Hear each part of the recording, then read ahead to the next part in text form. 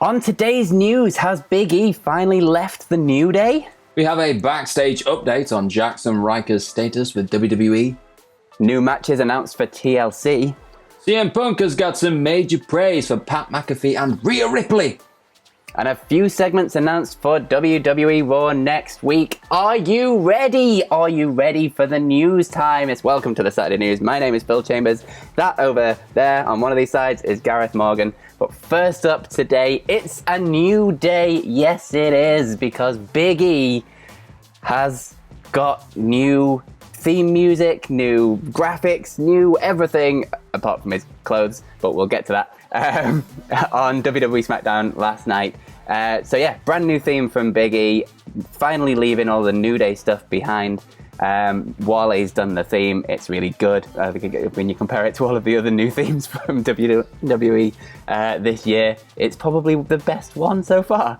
But he's got all the new graphics as well, new colours. It says Think Big with a picture of him. Don't know where they're going with that, but I assume they've got a t-shirt in mind for it. They all came out. There was a six-way match that was the Pat Patterson memorial match that had loads of old Intercontinental champions in it last night on SmackDown. They had the old belt by ringside, and Big E came out. He had the chalk. He had that back that he's not used since his Big E Langston days, back in 2013, I think was the last time he used that. I don't know whether that's actually here to stay or whether that's just a nice little throwback to when he was IC champion. The biggest takeaway from this: new music, new graphics. It's not the New Day anymore. It doesn't do the big entrance, don't you dare be sour stuff. This is just Big E being Big E now. Got some tweets about it as well. He tweeted about his new theme music, saying that he was a Wale fan well before anyone cared to know my name. Eternally grateful to get to come out to a living legend's music. Wale responded just saying, "We stand the future WWE champ. You know I got you for life, bro." Obviously, Wale's been a huge WWE fan for a long time. He's been involved with WWE a couple of times. And my biggest shout out to Wale for inviting us to Wale Mania every year, because he's also a WhatCulture fan. So shout out to Wale. We've had a lot of fun at Wale Mania over the years. He's got us backstage in 2017, 2019. And 2018 as well, I think. 2016, 2017, 2018. Something like that. I don't know. We've been to a bunch of Wale Manias, and they're really good fun. And believe it or not, this is actually Big E's first match since the New Day split up and went to Raw, which is weird when you think about it, because it's been quite a while now. Yeah, that's blown my mind a little bit now. That is a curveball you've just thrown into the works. I don't... Wow, okay. But with this entire presentation, I enjoyed the chalk coming back, if that is a consistent thing, because it's just a really simple thing, but we see Big E as this big colourful character and everything else, but you do forget behind the scenes he's a massive power lifter, absolute monster of a human being. So this little thing's quite nice. I like the chalk thing. I'm easily pleased. And then the music itself was it's just so much better than if you look at somebody like Keith Lee when he suddenly arrived. Right? And they just give him that generic WWE 2K superstar music, and everyone just dropped and thought, "Oh my god, what are they doing?" But then with this, it's like, "Oh, okay." It is jarring at first because we're so used to seeing Big E pop down to his New Day rocks. But I think this is one of those. Give it maybe 2-3 weeks, and you'll be like, "Okay, yeah, I'm all about this. I quite like it." Yeah. He actually spoke to Gorilla Position back at the end of October when this was all first happening. And he was saying that he expects there to be some changes in his presentation going forwards. He didn't know whether there would be new music back then, but he assumed there'd be a bit of a presentation change, because doing the sort of New Day shtick on your own is a little bit weird. The amount that they play off each other, to fit in with all of that kind of character style, doesn't really work when you're just one guy doing it on your own. So he had to change it up a bit. Hopefully he doesn't get rid of all the things that make Big E absolutely great, like the sense of humor and things like that, and he doesn't just suddenly turn into this serious wrestler man, which I don't think he will. He's never seemed to suggest that is in any way in his interests. I agree. And I think one of the only real, I'd say, blatant negative in this presentation, this reveal, is the fact that they obviously didn't give him enough notice and he had to come out in his New Day costume. So it was a bit like, oh, If you'd done like the whole package all at once, and it was like, yes, new biggie, here he is. But it's they obviously. I assume they just told him like hours before SmackDown, and he was like, oh, but I've still only got my New Day gear. Like, well, that sounds like a you problem. And speaking of you problems, Jaxson Ryker has, well, he's had a big one over the last couple of months because he had major heat earlier in the year for a tweet, which was tweeting out support for President Donald Trump when he was the president. Obviously, things have changed a little bit now. And this ruffled a lot of people's feathers and rubbed people up the wrong way. Understandably, if you look at the timing of the tweet and everything else, and the likes of Mustafa Ali, Ricochet, Kevin Owens, all calling them out. And this largely led to the Forgotten Sons, when they'd just been called up to SmackDown, their push that they were expected to have, which was apparently going to see them taking the SmackDown Tag Team Championships away from the New Day when they were the champions at that point in time. That all stopped. So Jaxson Ryker apparently still has backstage heat, according to Fightful Select, and that is why he didn't appear on SmackDown when his old buddies Wesley Blake and Steve Cutler showed up on Friday night, last night. They were like Baron Corbin's muscle, I'd say. Yeah. They didn't have the beards, they're clean shaven, which I completely just condemn. Nobody should ever clean shave. Look at me and Phil. No, don't do it. So, but they did come back, and it looks like they're getting a push in a new direction. But it was noted that Ryker remains at home in North Carolina. He's not been brought to WWE TV tapings in months. And at one point, he wasn't even featured on the internal WWE roster shot. So he's deleted his social media accounts. He did that like a month ago. And apparently Fightful asked them, I'm not sure when this was, but they asked them at one point why this happened. And they were told that WWE simply had no plans for him. And around that time, it was also revealed that WWE had started working on these new plans, this new direction for Blake and Cutler, which obviously went down on SmackDown last night. So it's looking like they're getting a nice move into pastures new, and they're going to be involved with King Baron Corbin. They're probably going to be his new court members now. And I think this report also reiterated that those two didn't really have any internal heat over this Ryker stuff because they distanced themselves from him so quickly when it happened. They just jumped out of the way and just went, whoa, that's not us. They're not our views. He's just doing his own thing. And in a way, it's almost like they've been, I don't want to say rewarded, but like they've just been given that another chance because it wasn't necessarily something they did, even though it did impact their group at the time. Yeah, totally. Like, hopefully doesn't last on them long term because there's a lot of upside to them, and it's not a huge position or anything on TV being Baron Corbin's lackeys, but it is a position on TV which is much better than they had earlier. Hopefully there's enough in this to keep it going forwards. Don't know where it's gonna go. Obviously they're still mixed up with the Mysterio family and things like that, which is what it is. Yeah. Well, technically now they've just joined the biggest babyface faction on SmackDown. This is true. Yeah. Helping the king to victory. My guy. But speaking of SmackDown, there was a bunch of matches announced for TLC. First off, the biggest one is going to be Owens versus Roman Reigns in a TLC match. Owens not afraid to get into Roman Reigns' face. And at the end of the show, Roman Reigns, well, he let Jey Uso and Kevin Owens know what he thought about that, didn't he? By just absolutely annihilating them both with a steel chair. That's going to be the top match at TLC. And then we're also going to get Carmella versus Sasha Banks. That has officially been announced. They had a weird little, not face-to-face, but like a side-by-side Skype deal. Had a side-to-side is what they had. They had a side-to-side. So that's been announced. So if you throw in that with like AJ versus Drew McIntyre and Roman Reigns versus The Fiend and whatever that's going to end up being. Roman Reigns versus The Fiend? Phil, that is a breaking news moment. You can't just throw that away. First. I said it again, Randy Orton versus The Fiend, whatever that's going to be. It's shaping up to actually be a really good show, TLC. It is. It was almost very much even better at that point there. I was nearly choked on my own tongue. But yeah, this show, I hope this is one of those shows that WWE have done recently where it's a B pay-per-view.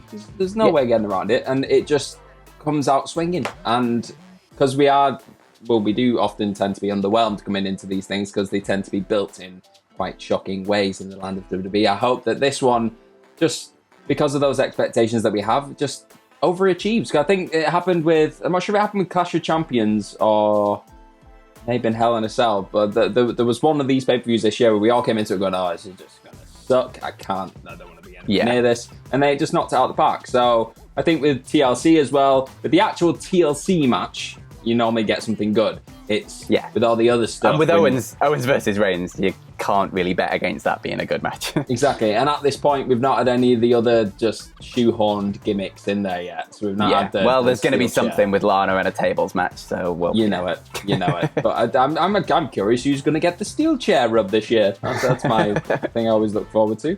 But I'm not sure how we're going to connect these stories, but it is the land of WWE. So we're going to talk about a guy who was a former WWE champion, Mr. CM Punk, and he had a lot of praise for two current members. If you can class one of them as a current member of the NXT roster, technically they are. I'm going to say they are. He had a lot of praise. So he was speaking about Pat McAfee, who, if you've been watching NXT over the last couple of weeks, which I have because I now run ups and downs for NXT, be sure to go check that out. Of course. He's been one of the absolute standouts. He's been my personal orange highlight of the week on a few episodes. That's what we do, man. That's what we do. He's my highlight. So he's been absolutely stellar in his promo work, and Punk has noticed this. He's taken notice and he's tipped his cap. He said this on Twitter. He said, a lot of it has to do with circumstance, but everyone else on the show, and then he put shows, so this is just everywhere, Raw, SmackDown, and the rest of it, should feel embarrassment, and subsequently use said feelings to better themselves at the fact that Pat McAfee is a better promo than everyone on the show. So, and then he also went on to say, so he just sprinkled this a little bit, so he didn't just completely bury all the NXT roster, which I don't think he was intending to just upset everyone. I think he was trying to motivate them. So it's a good Punk move. He said there's zero reason for him to fully commit to wrestling right now, because he was answering somebody who said, oh, what's his glass ceiling if he becomes a full-time member? He doesn't need to. It's Pat McAfee. He'll do his thing. He said he's already the best thing on this show, not named Rhea Ripley, which very hard to argue with that, because Rhea Ripley has been excellent. Even in spite of her losing a belt at WrestleMania and everything else, I think she's had such a rise back to prominence on that show. And then somebody said, oh, so does this mean that you watch NXT consistently? Are you an avid fan of the black and gold brand? And he said, well, I don't always watch it, but I need stuff to watch while I'm doing treadmill work. And I kind of get that when you get a bit, not necessarily bored, but if you're doing 2 hours worth of running and you want to get yourself just powering through, watching NXT ain't a bad way of going about it. Yeah, definitely. But yeah, absolutely high praise for Pat McAfee, and you can't really argue against it. Everything he's had so far, he kind of knocked out of the park, and it's all kind of come out of nowhere. So yeah, it's all good stuff, and yeah, 100% people should be looking at that and going, oh, I can do better. Speaking of doing better, WWE Raw. They have announced a couple of segments for next week's Raw. The first one being a 3-on-2 handicap match that is The Miz and John Morrison and AJ Styles going up against Sheamus and Drew McIntyre. Big fan of this weird little Sheamus-Drew McIntyre friendship that they've got going on. And the other segment is going to be Randy Orton wanting to step inside the Firefly Funhouse.